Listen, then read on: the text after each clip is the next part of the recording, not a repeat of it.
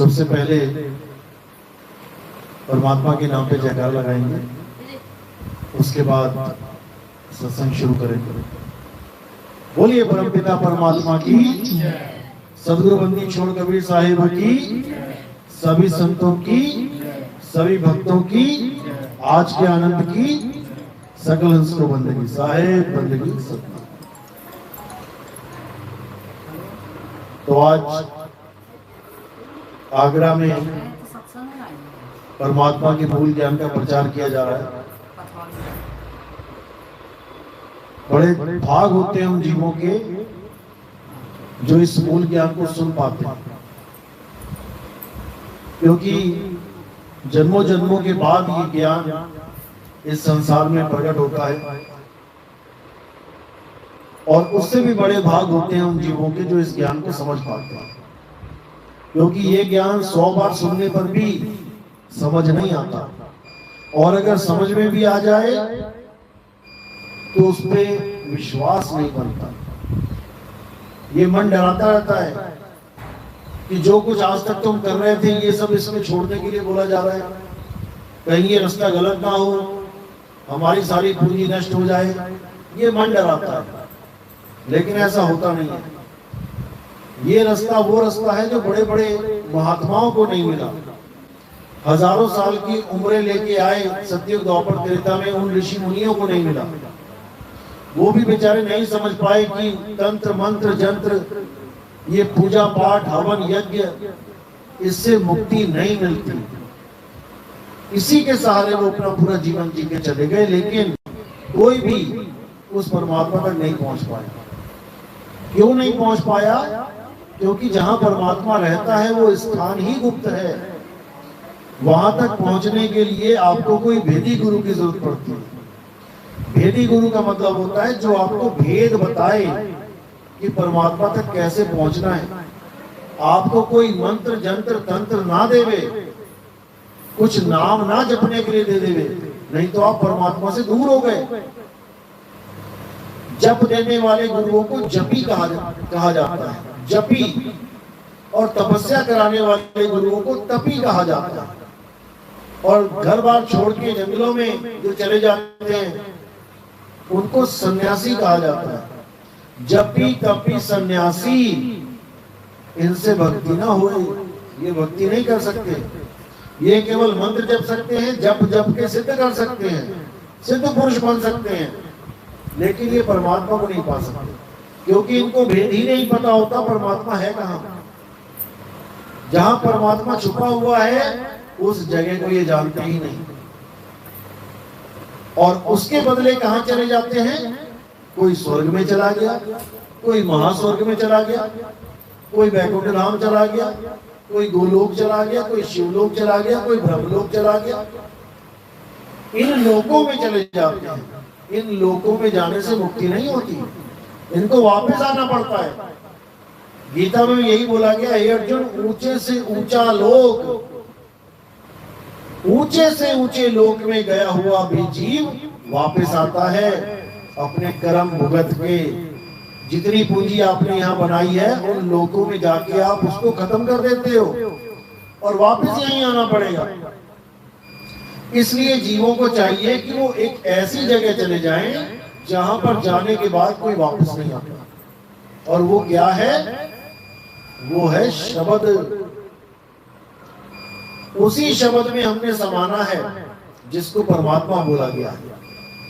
इसीलिए बोला गया कि जाप मरे अजपा मरे अनहद भी मर जाए, सुरत समाये शब्द में वाको काल न खाए। जो लोगों में जाते हैं वो एक तरह की जनता यानी आम जनता बन जाते हैं। जो भी लोक में जाएगा, आज हम स्मृति लोक में हैं, जनता की तरह बैठे हैं यहाँ पे। और इस लोक का, 3 लोक का राजा कौन है हमें ये भी नहीं पता। मुसलमान कह रहा है अल्लाह ने बनाई दुनिया, ईसाई कह रहा है गॉड ने बनाई दुनिया, हिंदू कह रहा है परमात्मा ने बनाई दुनिया, सिख कह रहे हैं वाहेगुरु ने बनाई दुनिया। लेकिन वो अभी तक, आज तक कभी किसी के सामने नहीं आया।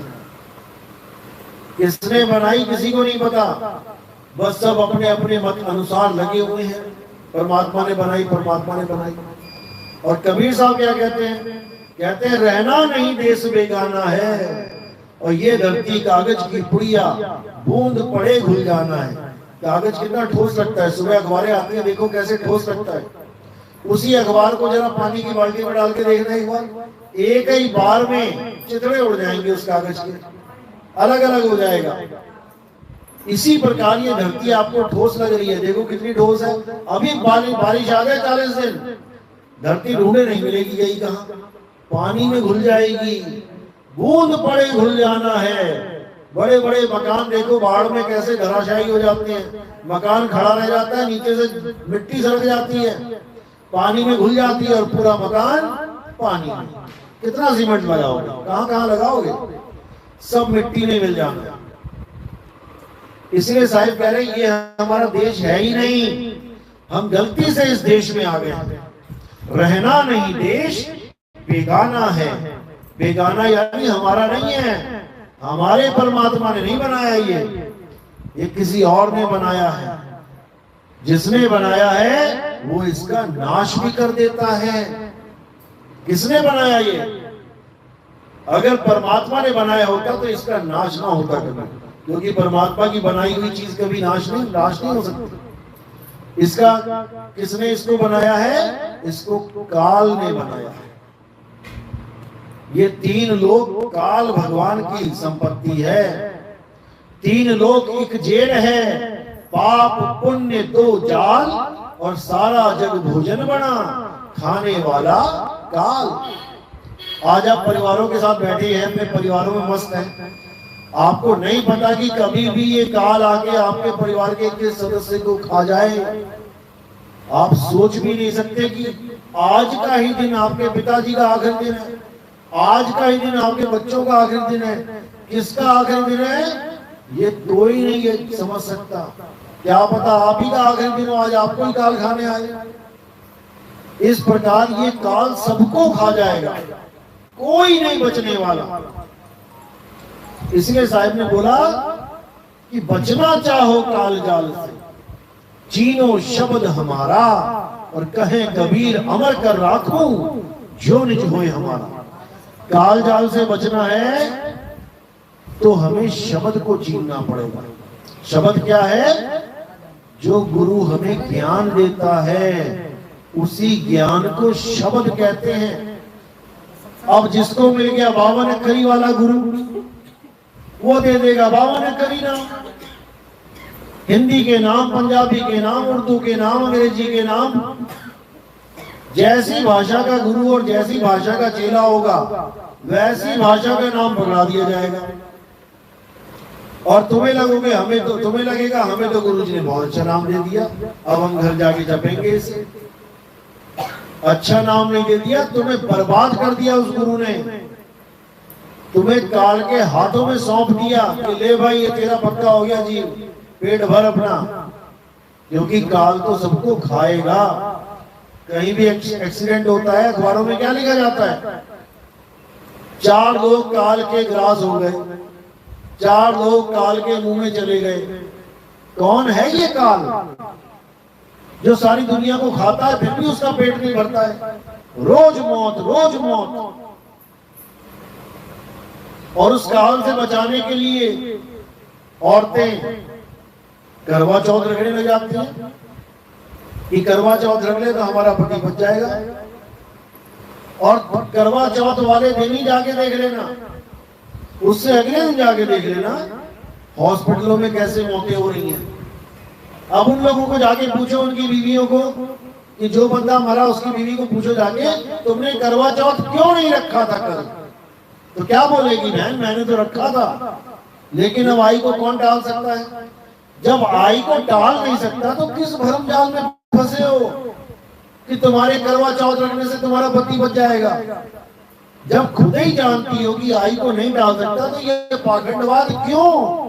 बस अपने मन को तसल्ली देने के लिए और लोक लाज के लिए कि कहेंगे देखो जी नई नई शादी हुई है, इसने करवा चौथ नहीं रखा, ये अपने पति को प्यार ही नहीं करती।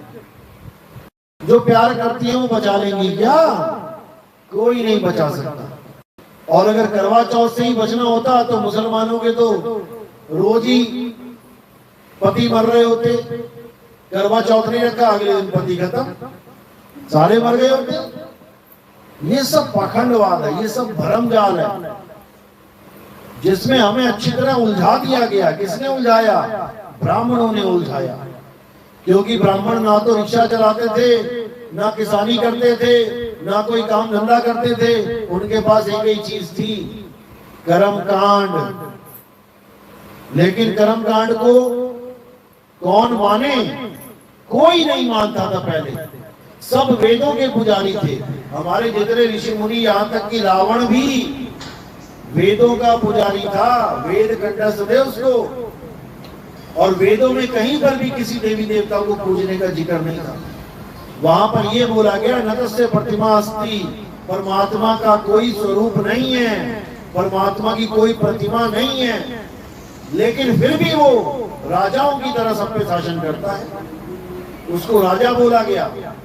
कई लोगों ने उस राजा वर्ड को उठा के बोल दिया, देखो राजा लिखा है, यानी वो आदमी की तरह है। अरे आदमियों का राजा आदमी है, तो जानवरों का राजा शेर है, फिर तो परमात्मा शेर जैसा होता। लेकिन अपनी अपनी बुद्धि लगा के लोगों ने इसका विस्तार कर दिया, इस पाखंडवाद का। तब ब्राह्मणों ने क्या किया? ब्राह्मणों ने लोगों को मूर्ति पूजा में उलझाया, पत्थरों में उलझाया। क्यों उलझाया? क्योंकि वो उनका काम है, उनका कर्म है। आप चमड़े के जूते पहनते हो, लेकिन जिस देश में चमड़े के जूते पहनना अलाउड ही नहीं है, वहां तुम क्या कर लोगे? एक जूता न बेच पाओगे। इसके लिए तुम्हें कोई ना कोई जुगत लगानी पड़ेगी, तुम्हें कुछ ना कुछ भरमाना पड़ेगा लोगों को। तुम्हें कहना पड़ेगा, भले तुम ना पहनो, लेकिन चमड़े के जूते घर में रखने से सुख शांति आती है। अब जो बेचारा दुखी है वो कहता है, यार सच में क्या, चलो करके देख लेते हैं। बिक गया ना जूता, जूता बिक गया। कहते गंजे को कंघी बेच के आओ, जिसके बाल नहीं है उसको कंघी कैसे बेचोगे? लेकिन जो जुगत लगाते हैं वो कंघा भी बेच आते हैं। क्या कहते हैं वो? कहते हैं जी इस कंघी से जब आप खुजाओगे ना, आपको बहुत मजा आएगा। कंघी से खुजाते हैं कई लोग। अब भले बाल सिर पे नहीं है, लेकिन खुजली के लिए ले ली, जुगत लग गई, कंघी बिक गई। इसी प्रकार ब्राह्मणों ने भ्रम फैला दिया कि तुम रोज उठ के भगवान के यानी पत्थर की पूजा नहीं करोगे तो तुम नरक में जाओगे। अब डर के मारे जो अज्ञानी जीव थे, उन्होंने उस पत्थर को घर में रख लिया। कोई खुद चल के नहीं आए भगवान तुम्हारे घर कि कोई कहे कि नितिन दास भगवान के खिलाफ बोल रहा है। तुम खुद लेके आए हो, आज भी लेके आते हो। दुकानों पे जाते हो, कितने की मूर्ति है जी? 100 रुपए की। नहीं नहीं नहीं, 80 की दे दो जी। लगाते हो कि नहीं हिसाब किताब? वैसे तो 5000 की बोलते हो भगवान के नाम पे। वहां पर भी तुम हिसाब लगाते हो, वहां पर भी तुम तोल मोल भाव करते हो। तो तुमने तो भगवान को खरीद लिया भाई, 20 रुपए में सस्ता। भगवान ना हो या आलू गोभी हो गई, और 80 रुपए का भगवान लाके घर में रखते हो और 80 करोड़ की मांग करते हो, हे भगवान मेरी कंपनी चल पड़े। 80 रुपए का भगवान लाके 80 करोड़ कमाना चाहते हो तुम। यही भरमजाल है। तो जब ये वेदों पुराणों के देश में जब पत्थर पूजा आने लगे, वेदों में नंबर 1 भारत है। जब ये पत्थर पूजा आने लगे, वहीं से काम खराब हो गया। अब ये इंसान भारत का जो उसको मानता था जिसका कोई स्वरूप नहीं है, अब ये पत्थरों में उलझ गया। जोरदार खंडन हुआ इस बात का, सब संतों ने किया। कबीर साहब ने किया, रविदास जी ने किया, मीराबाई जो कृष्ण जी की मूर्ति खुद लेके गली गली में घूमती थी, उसने भी मूर्ति को त्याग के गुरु रविदास जी को गुरु धारण कर लिया। अगर उसको कृष्ण जी की ही भगत कहें हम सारी उम्र, तो कृष्ण जी की मूर्ति तो मीराबाई के पास थी, उसको गुरु करने की क्या जरूरत थी भाई? और वो भी ऐसा गुरु कर लिया जो खुद मूर्तियों के खिलाफ था, तो ऐसा गुरु तो कोई भी नहीं करता। लोग गुरु ढूंढते हैं अपने मुताबिक। अरे नहीं, वो फलाना गुरु तो ऐसे कहता है देवताओं की पूजा नहीं करनी, वो नहीं करेंगे, अपने मुताबिक ढूंढ रहे हैं गुरु। अब ये नहीं कोई सोच रहा कि वो क्यों कह रहा है कि मूर्ति पूजा नहीं करनी है, इस पे कोई विचार नहीं करेगा। अपनी बुद्धि लगाएगा कि मुझे ऐसा गुरु चाहिए जो मीट मांस भी बंद ना करवाए, जो दारू पीना बंद करवाए, जो सिगरेट बीड़ी भी पीना अलाउ रखे, ऐसा गुरु चाहिए। तो ऐसे गुरु भी बैठे हैं मार्केट में, बुफे लगाए, कोई कमी नहीं है, जैसा तुम्हें चाहिए। जैसे मैट्रिमोनियल होता है, लड़का चाहिए जी पढ़ा लिखा भी चाहिए लेकिन 6 फुट का हो, तो वहां 6 फुट वाला भी है। मीट ना खाता हो तो मीट ना खाने वाला भी है, और मीट खाता हो तो खाने वाला भी है। सरदार लड़का चाहिए लेकिन पगड़ी ना पहनता हो, वो भी अवेलेबल है। ऐसा सिस्टम बन गया है, जैसा तुम्हें गुरु चाहिए वैसा गुरु बन के बैठा हुआ मार्केट में बंदा। लेकिन इससे बात नहीं बनेगी। साहिब ने बोला पाथर पूजे हरि मिले, तो मैं पूजू पहाड़। अगर पत्थर पूजने से हरि मिल जाए तो पहाड़ पूजेंगे बड़ा वाला, छोटा क्यों पूजे। और वासे ये चाकी वाली पीस गाए संसार। अगर पत्थर ही पूजना है तो चक्की की पूजा करो, जिससे तुम आटा पीस के अपने बच्चों को पाल रहे हो। लेकिन नहीं समझ में आता लोगों को। अब कई सवाल करते हैं कि जी हम गुरु धारण करना, लेकिन हम ऐसा गुरु धारण करना चाहते हैं जो देवी देवताओं की पूजा करता हो। भाई फिर गुरु बनाने की जरूरत क्या है, पंडित जी के पास जाओ ना। किसी भी मंदिर में जाओ, पंडित जी बैठे हैं, मूर्ति पूजा कर रहे हैं, भगवान की पूजा कर रहे हैं, आपको भी मंत्र दे देंगे। पंडित जी को क्या मंत्र कम पता है क्या? भगवानों के नाम पंडित जी को कम पता है क्या जो तुम गुरु ढूंढ रहे हो? पंडित जी के पास जाओ। और जो गुरु गुरु बन के बैठे हैं लेकिन काम पंडितों वाला कर रहे हैं, वो भी गुरु कहलाने लायक नहीं है। वो गुरु नहीं है, वो पंडित जी ही हैं। बस अब मंदिर छोड़ के, क्योंकि मंदिर में कितने लोग आएंगे ज्यादा से ज्यादा? भाई मंदिर भर जाएगा, पूरा दिन भी भरे रहे तो 2000, 5000, 10,000 से ज्यादा तो नहीं हो सकते। एक पंडित एक मंदिर कितना बड़ा बना लेगा। लेकिन गुरु बन के लाखों लोगों का शोषण किया जा सकता है, और कर भी रहे हैं लोग। हैरानी होती है कि गुरु में और पंडित में फर्क ही नहीं रखा। और कबीर साहब क्या कहते हैं, ब्राह्मण गुरु है जगत का, संतन का गुरु नाही। ब्राह्मण गुरु है जगत का, जो भोले जीव है जगत में, जो भटक रहे हैं बेचारे, जिनको पत्थर पुजवा लो, गोबर पुजवा लो, गोबर की भी पूजा करने लग जाते हैं। कुछ भी पुजवा लो, तुलसी पुजवा लो, पीपल पुजवा लो, चूहे पुजवा लो, सांप पुजवा लो, कुछ भी पुजवा लो भगवान के नाम पे, सब कुछ पूजने को तैयार है। ऐसे लोगों का गुरु होता है ब्राह्मण। ब्राह्मण गुरु है जगत का। अरे संतन का गुरु नहीं, संतन का गुरु ब्राह्मण नहीं होता, और ना ही विवेकी पुरुषों का गुरु ब्राह्मण होता है। विवेकी पुरुषों का गुरु कौन होता है? शब्द गुरु। विवेकी पुरुष तो देही को भी गुरु नहीं मानते। देही तो एक माध्यम है ये ज्ञान देने का।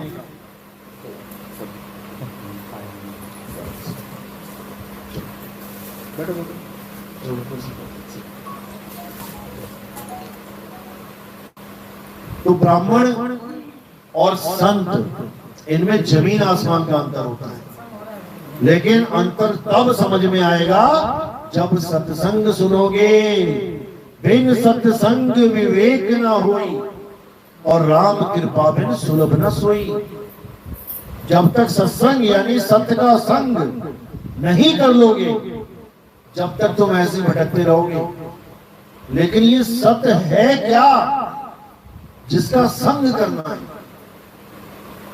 जब तक सत्य को नहीं जाना, कुछ नहीं जाना। तो सबसे पहले गीता देखो, गीता में क्या बोला सत्य के लिए? हे अर्जुन, इस दुनिया में दो प्रकार के तत्व हैं, एक असत तत्व और एक सत तत्व।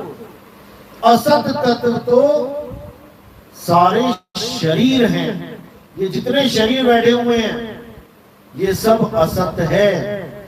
असत क्यों है, क्या कारण है? क्योंकि हे अर्जुन, शरीर हमेशा बदलते रहते हैं और शरीरों का जन्म और मृत्यु होती है, इसलिए ये असत है।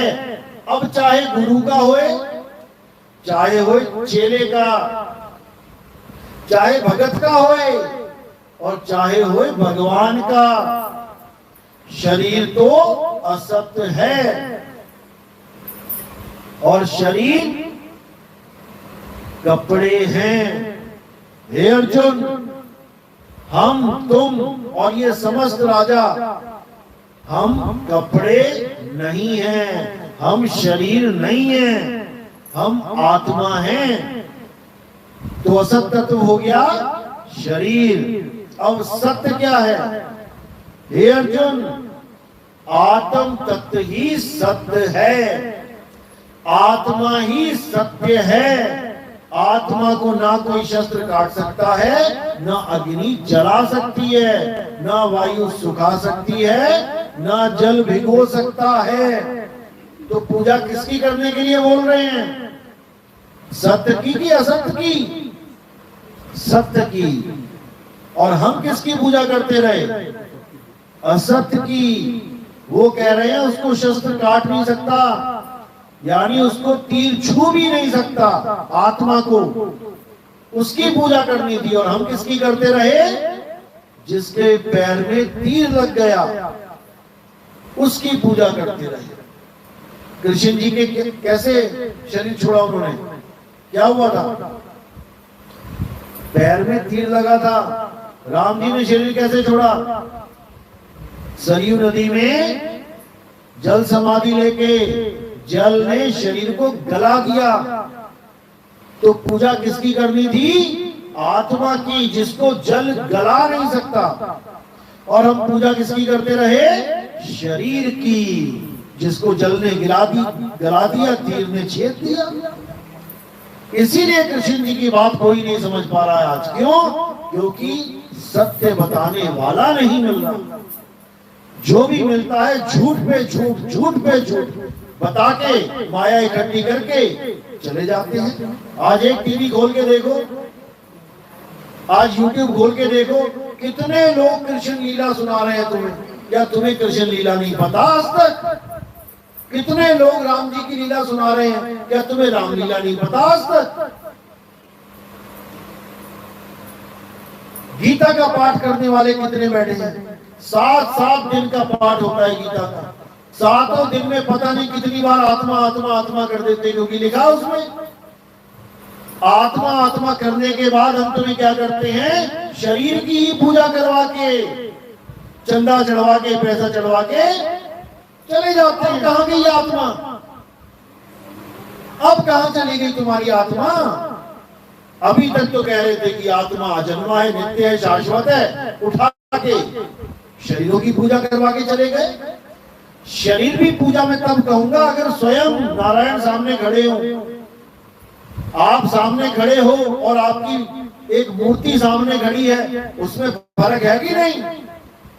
अंबेडकर जी सामने खड़े थे, भाषण दे रहे थे, और आज अंबेडकर जी की मूर्ति कहीं लगी है, फर्क है कि नहीं?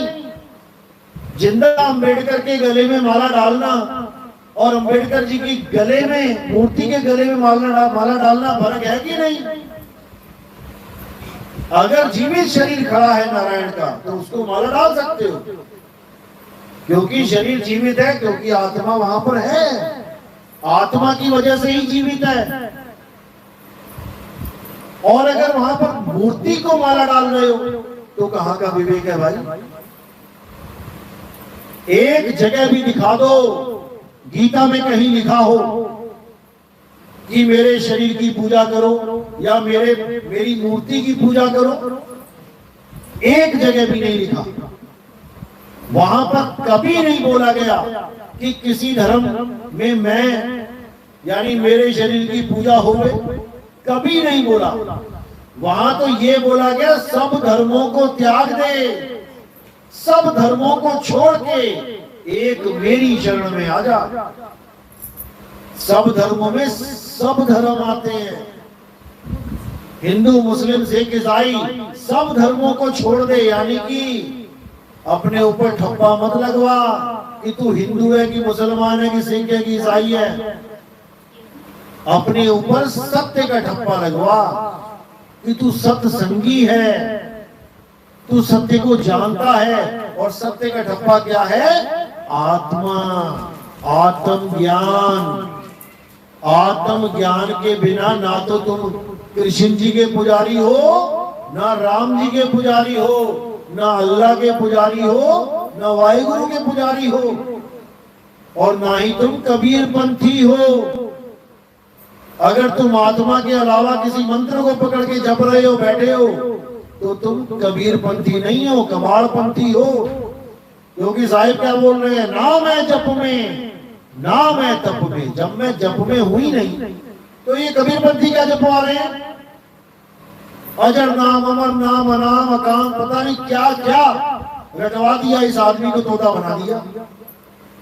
और इनको समझाओ तो उल्टा गालियां सुनो। समझना तो बहुत दूर की बात है। सच्चों को ही झूठा बताते हैं, साचों को ये झूठा बतावे, और इन झूठों पे एतबार। निरंजन धन तेरा दरबार। निरंजन कौन? काल निरंजन। जन्म मरे जीव 84, काल निरंजन डाली फांसी। इस काल निरंजन को कोई नहीं जानता। अभी तुम्हारा बेटा जॉब पे जा रहा है, अभी खबर आ जाएगी ये ट्रक के नीचे आ गया, मर गया जी। अब बताओ कौन से भगवान की तुमने पूजा में कमी छोड़ी थी? भगवान को बचाना चाहिए था। जब हाथी को बचाने आ गए मगरमच्छ से, तो हम तो फिर भी आदमी हैं भाई, हमें क्यों नहीं बचा रहे? और जो दर्शन करने जा रहे हैं, केदारनाथ में गए थे, घर बार छोड़ के, गंदा पानी छोड़ के, उनको भी मौत से नहीं बचाया। अरे उनको तो बचा लेते। भगवान के घर गए थे, कहीं घूमने फिरने थोड़ी नहीं गए थे पिकनिक स्पॉट पे, नहीं बचाया गया। नैना देवी में भगदड़ मच गई, कितने लोग मारे गए। भगवानों के घर में ही जब तुम सेफ नहीं हो, तो इस काल की नगरी में कहां सेफ रहोगे? इन गांवों में, इन शहरों में। लेकिन किसी को समझ में नहीं आ रहा, बस एक एक दिन काटते चले जा रहे हैं। और साहिब कह रहे हैं ये अनमोल है, मानुष जन्म अनमोल है, और मिले न बारंबार। तरवर जो पत्ता गिरे, बहुर न लागे डार। एक बार पत्ता गिर गया, अब पता नहीं कब नंबर लगेगा उसका दोबारा। ऐसे ही एक बार इंसानी चोला तुम्हारा हाथ से निकल गया, अब पता नहीं तुम्हें कुत्ता, बिल्ली, हाथी, घोड़ा, बंदर क्या बना के घुमाएंगे। ऐसी बंदूकें निकाल निकाल के लोग मारेंगे, भगाएंगे तुम्हें, हालत खराब हो जाएगी। इसलिए इंसानी जन्म की कदर करो। परमात्मा ने बुद्धि विवेक केवल इंसानों को दिया है। भैंस के पानी में जो पानी पीती है भैंस, उसमें एक मुट्ठी रेत डाल देना, रेता या बजरी डाल देना, वो पी जाएगी। उस बाल्टी में तुम बजरी डाल देना, 2 4 5 कंकड़, वो पी जाएगी पानी ऊपर ऊपर से सारा। और तुम अपने ग्लास में डलवा के देख लेना थोड़ा सा रेत, 2 4 कंकड़, पी लोगे क्या? नहीं पियोगे। एक मक्खी गिर जाए तुम्हारे पानी में, पी लोगे क्या? नहीं पियोगे। वो बात अलग है, आदमी बहुत शातिर है।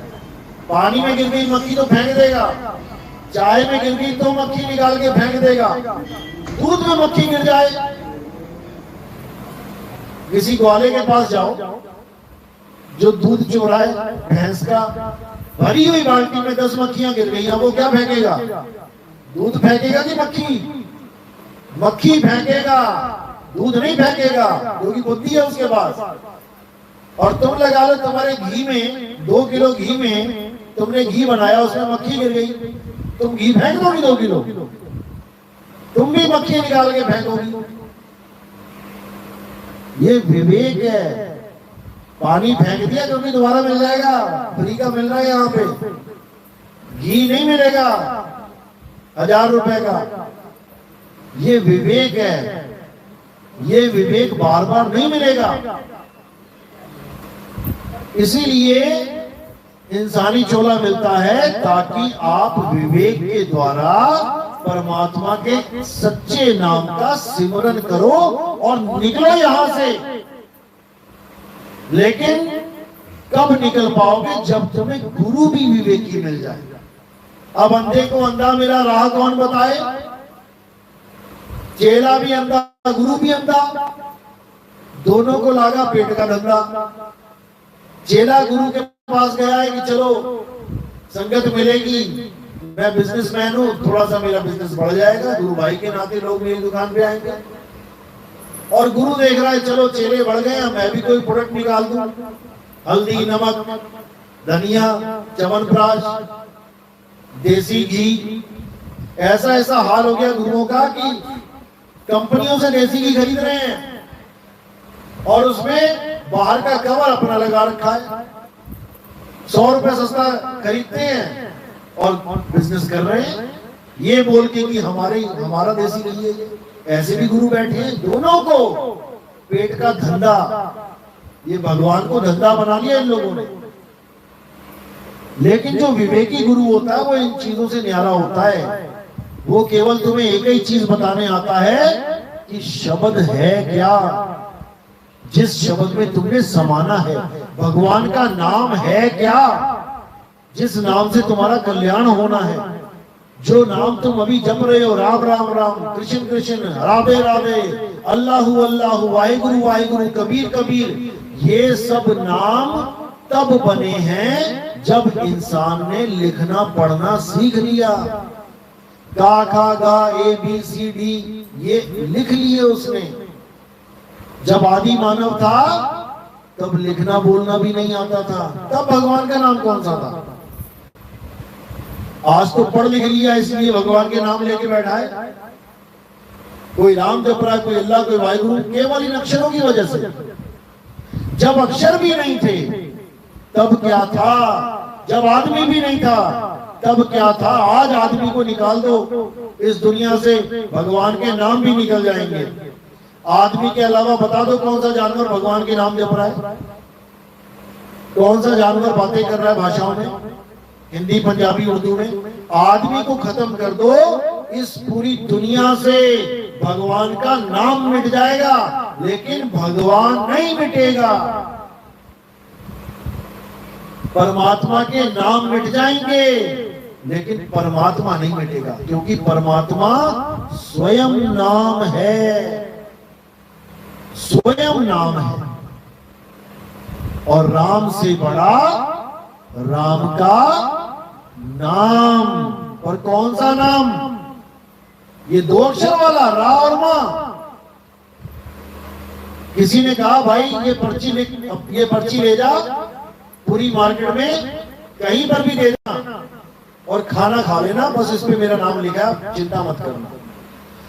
किसी बंदे ने बोला कि मेरा नाम लिखा है पर्ची पे, तू कहीं भी चला जाना, इस मार्केट में मेरा नाम चलता है, बस तू पर्ची दिखा देना, तुझे खाना दे दिया जाएगा। अब ये बात समझ में आ गई कि उस आदमी का इतना नाम चलता है कि कहीं पर भी उसके नाम को भी कोई अनदेखा करने वाला नहीं है।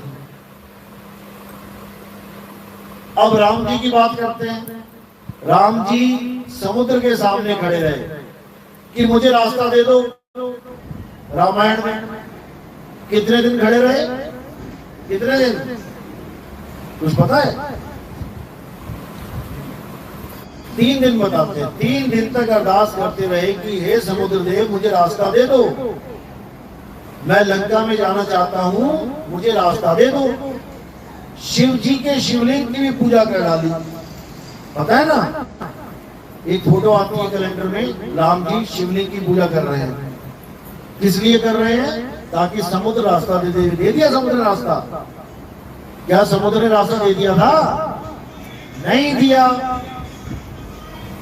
जो स्वयं समुद्र के सामने चले गए और उनके जाने के बाद भी उनको रास्ता नहीं दिया जा रहा है, तो क्या उनका नाम पत्थर पे लिख के समुद्र उसका उन पत्थरों को तैरने देगा?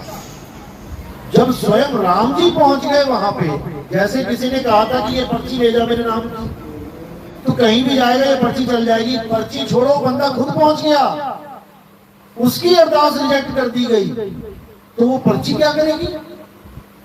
जब आदमी खुद मार्केट में पहुंच गया, उसको खुद नहीं खाना खिलाया किसी ने, उसके नाम की पर्ची चलेगी क्या कहीं पे? इसके पीछे गुप्त भेद है। ये पत्थर क्यों तैरे? राम के नाम से नहीं तैरे। नल और नील नाम सुना है? नल और नील कौन थे? राम जी की सेना में थे। उनको वरदान था कि जो भी चीज तुम समुद्र में फेंकोगे, पानी में फेंकोगे, वो डूबेगी नहीं।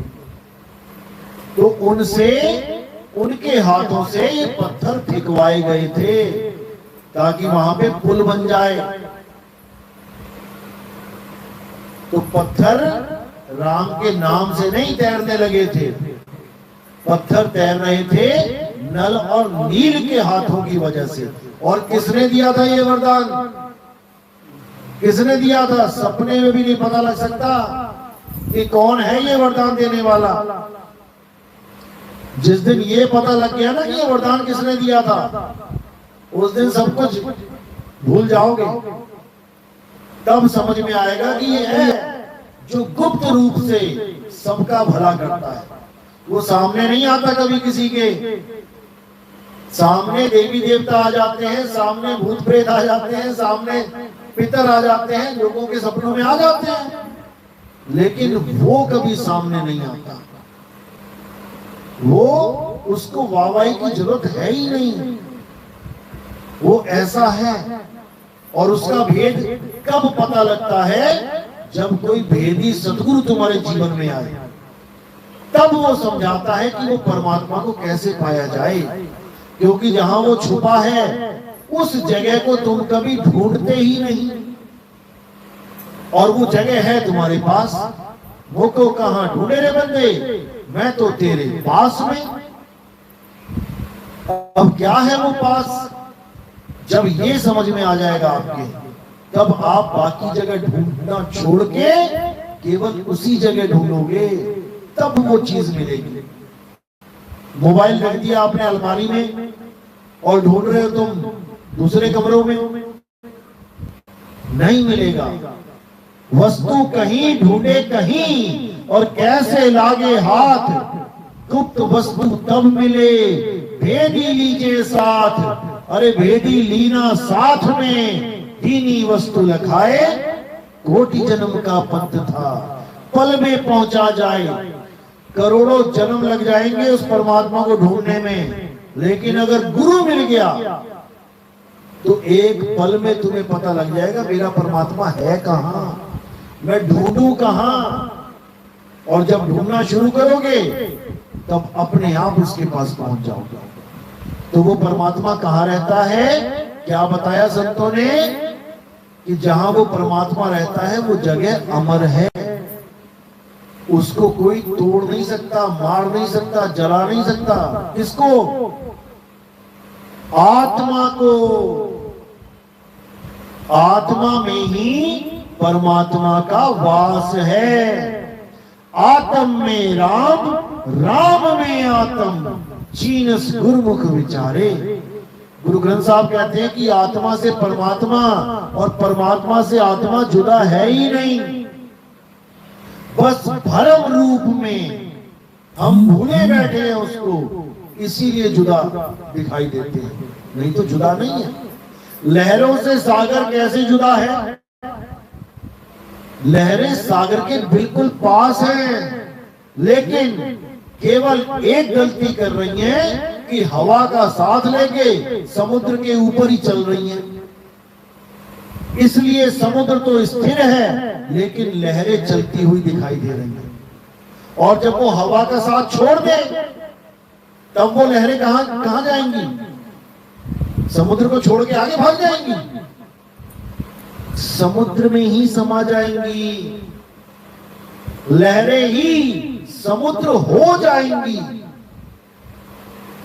तो जब तक परमात्मा का भेद नहीं समझ में आया ऐसे भागते रहोगे लहरों की तरह। और जब परमात्मा का भेद पता लग गया कि वो आत्मा में छुपा है तो तुम आत्म सिद्ध हो जाओगे।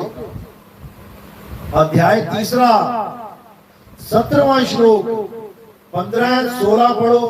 उसमें क्या बोला है कि बहुत सी विधियां हैं देवताओं को प्रसन्न करने की, भगवान को प्रसन्न करने की। हवन करो, यज्ञ करो, पूजा पाठ करो, लेकिन किंतु जो अपनी आत्मा में रमण करता है, जो अपनी आत्मा में संतुष्ट है, जो अपनी आत्मा में सिद्ध है, उसके ऊपर कोई धार्मिक कर्म कर्तव्य लागू ही नहीं होता। उसको किसी मंदिर में जाके घंटियां बजाने की जरूरत नहीं, उसको कोई पूजा पाठ व्रत नित्य नेम करने की जरूरत नहीं, उसको किसी तीर्थ में जाके नहाने की जरूरत नहीं। वो अपनी आत्मा रूपी तीर्थ में नहा के परमात्मा रूपी भगवान को प्राप्त कर लेता है। अध्याय 3 18वां श्लोक। जो स्वरूप सिद्ध व्यक्ति अपने स्वरूप को प्राप्त कर लेता है वो अन्य किसी जीव पर निर्भर भी नहीं रह जाता। अब उसे और कोई पार नहीं करेगा, अब वो अकेला ही पार हो जाएगा। जिसको तैरना आ गया गुरु के माध्यम से, अब वो गुरु का इंतजार नहीं करेगा कि किसी ने धक्का दे दिया उसे, अब वो कहेगा जी बचाओ, गुरु जी बचाओ। अब वो स्वयं तैरेगा। उसी को स्थित प्रज्ञ बोला गया है गीता में। लेकिन ये ज्ञान आपको कोई नहीं समझाने वाला, क्योंकि इस ज्ञान को देने से धंधे खत्म होते हैं, धंधे चौपट होते हैं, बढ़ते नहीं हैं। इसीलिए कबीर साहब कह रहे हैं कि आत्म ज्ञान बिना नर भटके। कहां भटके? कभी काबा, कभी काशी। काबा कौन से धर्म के लोग जा रहे हैं? मुस्लिम। अब वो जा रहे हैं धार्मिक गतिविधियां करने, लेकिन कबीर साहब की नजर में वो भटकने जा रहे हैं। असली चीज को घर में छोड़ के भटकने जा रहे हैं बाजार में। और जो चीज चाहिए वो घर में पड़ी है। अरे घर में पड़ी वस्तु नहीं सूझे और बाहर ढूंढन जासी, जल में मीन प्यासी, मुह देखते आवे हंसी। इसी आत्म ज्ञान को प्राप्त करना है। जब लगना चीनोगे आत्म, तब लगना मिली है परमात्म। आत्म चीने परमात्म चीने, संत कहावे सोई, और यह भेद काया से बाहर बूझे बिरला कोई। ये भेद काया से न्यारा है, बाहर है। इस काया में मत ढूंढने लग जाना परमात्मा को। इस शरीर में परमात्मा नहीं रहता। कौन है इसमें? संतों तन खोजा मन पाया। इसमें मन बैठा है छुप के। मन ही श्रोता, मन ही वक्ता, मन ही निरंजन राया। मन ही निरंजन है, काल भगवान है, और ये सबके अंदर बैठा है, सबको नाचना चाह रहा है, लेकिन कोई इसको समझ नहीं पा रहा। सब सोच रहे हैं कि हमारी मुक्ति हो जाएगी, हमें भगवान का नाम मिल गया। ये तुम्हें मन ने चक्कर में डाल दिया है। ये जप तप व्रत नित्य नेम पूजा पाठ तीर्थ मूर्त, ये सब माया जाल है। माया जाल यानी 3 गुण, त्रिगुणी माया। गीता में साफ बोला, जो त्रिगुणी माया को जान जाता है वही उसे लांग जाता है। जो त्रिगुणी माया को ही नहीं जानता वो उसे लांगेगा कैसे? क्या है त्रिगुणी माया? रजोगुण, सतोगुण, तमोगुण, यानी पैदा होना, पलना और नाश हो जाना। ये 3 गुण की माया है। यानी बनना, ठहरना, बिगड़ जाना। सारी दुनिया 3 गुणों में है। मंदिर मस्जिद गुरुद्वारे 3 गुणों में है। ये मंत्र जंतर तंत्र 3 गुणों में है। ये जितनी मूर्तियां भगवानों की पत्थर ये सब 3 गुणों में है। ये तीर्थ मूर्त सब 3 गुणों में है। ये काया भी 3 गुणों में है। पैदा हुई है, पलेगी, नाश हो जाएगी। जो भी 3 गुणों में रह जाएगा, हे अर्जुन, वो कभी मुक्त नहीं हो सकता। 1,84 में जाना ही पड़ेगा। 3 गुणों को लांघने वाला कोई बिरला होगा। और वो क्या करेगा? वो 3 गुणों से ऊपर उठ के आत्म तत्व को जान लेगा, जिसके कारण ये काया चल रही है, ये हाथ उठ रहा है, ये मुंह से अक्षर निकल रहे हैं। उस आत्मा को जानना ही परमात्मा को जानना है। खुद को पाना ही खुदा को पाना है। लेकिन किसी के समझ में नहीं आ रहा है। सब भेड़ चाल में लगे हैं। बहन तू कहां जाती है? मैं तो उस मिशन से जुड़ी हूं, चल मैं भी चल पड़ती हूँ। कुछ तो ऐसे चली जाती हैं। कुछ कहती हैं बहन तू कहां से जुड़ी है? मैंने तो कहीं से नाम नहीं लिया। अरे चल हमारे यहाँ चल, बाबा जी से मिलवाती हूँ। और क्या कहेगी? घर में सुख हो जाएगा, शांति हो जाएगा, ऐसा हो जाएगा, वैसा। बाबा के अपने घर में सुख शांति ना हो बोले। अपनी बहू और अपना बेटा 100 गालियां देते हैं बाबा जी को, तुम्हें सुख शांति दिलवा देंगे। और सबसे बड़ा ड्रामा तो अब चलने लगा है भूत प्रेतों के नाम पे। जिसके नहीं भी भूत है उसको भी भूत बना दो।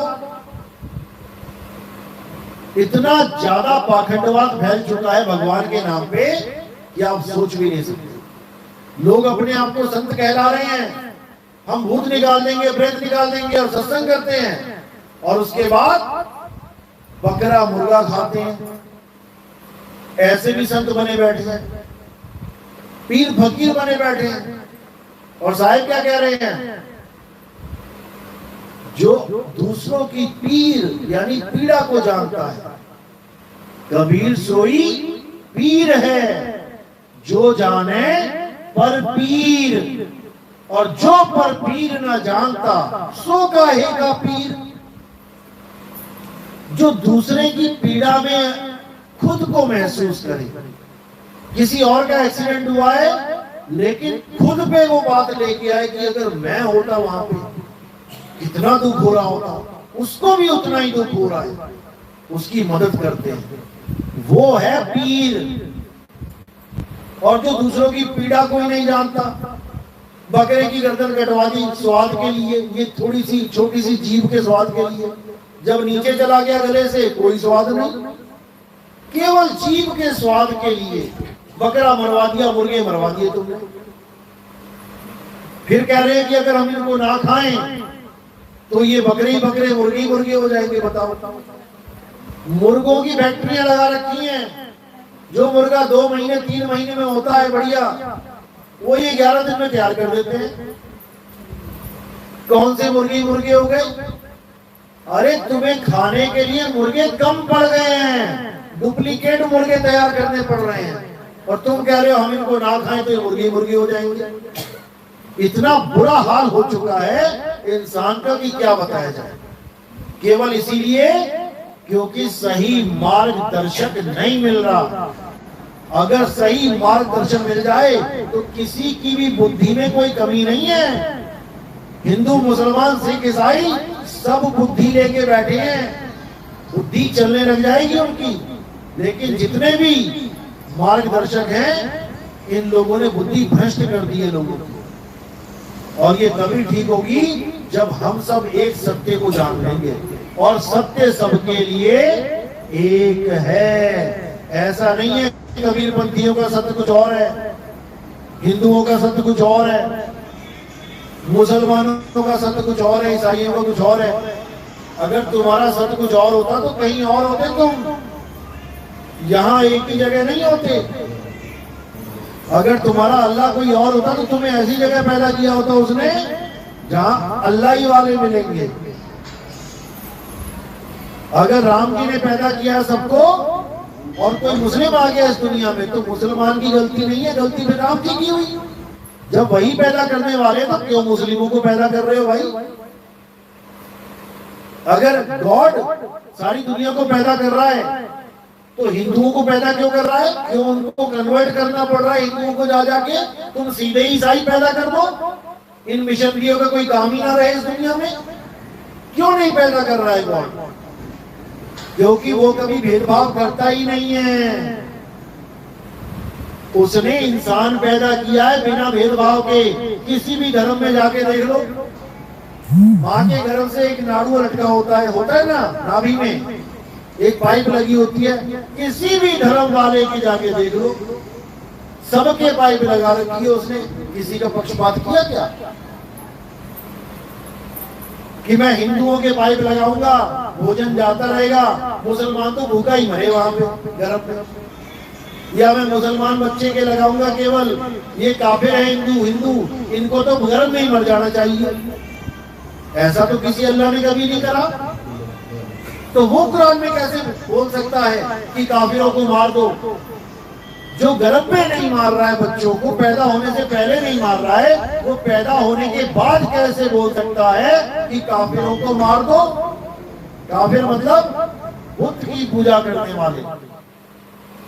जबकि पहली बुत की पूजा, यानी पहली बार शरीर की पूजा किसने कराई थी? अल्लाह ने ही करवाई थी। जब सबको हुक्म दिया आदम को बनाने के बाद, मिट्टी से बनाया था आदम, मिट्टी से बुत बनते हैं। आदम को बनाने के बाद बड़े बड़े जो क्या बोलते हैं उनको, जो परियां हो गई या जो नबी हो गए, कुछ भी, उन सबको बोला कि इस आदम को सजदा करो, यानी उस बुत को बना के उसका माथा टिकवाया। तो पहली बुत परस्ती तो अल्लाह ने करवा दी, लेकिन किसी को नहीं समझ में आ रहा। अब बुत परस्ती काफिर हो गए, और तब किया तब अल्लाह के बंदे हो गए। लेकिन लोग समझ ही नहीं पाए कि अल्लाह ने अगर ऐसा हुक्म दिया तो क्यों दिया। क्योंकि अल्लाह ये कहना चाहता था कि अगर मुझे पाना चाहते हो, मुझे पाना चाहते हो, तो ये जो बुत है, बुत यानी शरीर किसका? आदमी का। इस आदमी के शरीर से ही प्राप्त होगा, इसको सजदा करना पड़ेगा, यानी इसकी कदर डालनी पड़ेगी। इस मनुष्य चोले की, इस मनुष्य चोले से ही अल्लाह मिल सकता है, और किसी चोले से अल्लाह नहीं मिलने वाला है। सबके पास, लेकिन उसको ढूंढ नहीं सकते। इसलिए बोला नर नारी और कीट पतंगा, सार शब्द सब ही के संगा। वो परमात्मा सबके साथ है, लेकिन केवल इंसान चोले को ये बख्शिश मिली है कि इसके द्वारा हम उसे प्राप्त कर सकते हैं, नहीं तो नहीं। भूल जाओ। तो इसी को समझना है कि एक सत्य ही हमारा परमात्मा है, ना कि शरीर परमात्मा है। शरीर तो आते जाएंगे, जाते जाएंगे। तो इसी के साथ आज का सत्संग यही समाप्त करता हूं। तो जो नाम दीक्षा वाले हैं, प्रथम नाम दीक्षा वाले हाथ खड़ा करें। ठीक है, आप लोग आगे आ जाएं। और दूसरी दीक्षा वाला कोई है? ठीक है। बोले सतगुरु बंदी छोड़ सतगुरु सत्य कबीर साहिब की सदा ही जय हो। साहिब बंदी की सत्य।